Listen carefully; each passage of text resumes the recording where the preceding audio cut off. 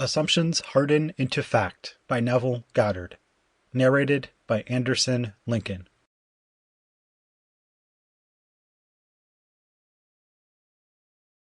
This Bible of ours has nothing to do with history. Some of you may yet be inclined tonight to believe that. Although we can give it a psychological interpretation, it still could be left in its present form and be interpreted literally.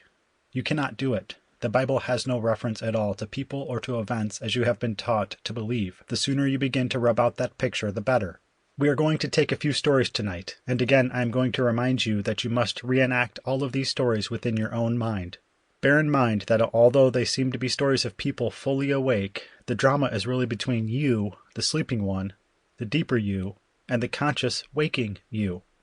They are personified as people, but when you come to the point of application, you must remember the importance of the drowsy state.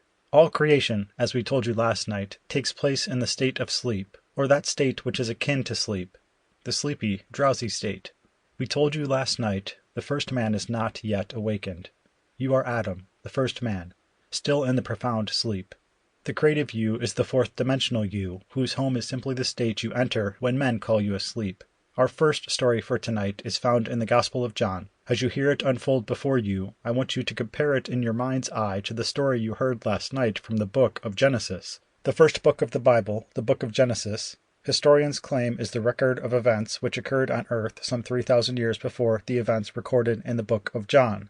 I ask you to be rational about it and see if you do not think the same writer could have written both stories. You be the judge as to whether the same inspired man could not have told the same story and told it differently. This is a very familiar story, the story of the trial of Jesus. In this Gospel of John, it was recorded that Jesus was brought before Pontius Pilate, and the crowd clamored for his life. They wanted Jesus. Pilate turned to them and said, "But ye have a custom, that I should release unto you one at the Passover. Will ye therefore that I release unto you the King of the Jews?" Then cried they all again, saying, "Not this man, but Barabbas." Now Barabbas was a robber. John 18:39 and 40.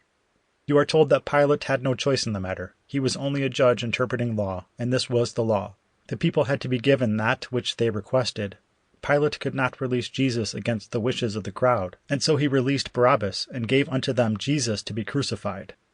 Now bear in mind that your consciousness is God. There is no other God.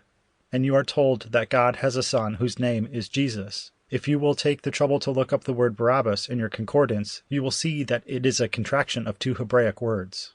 Bar, which means a daughter or son or child, and Abba, which means father. Barabbas is the son.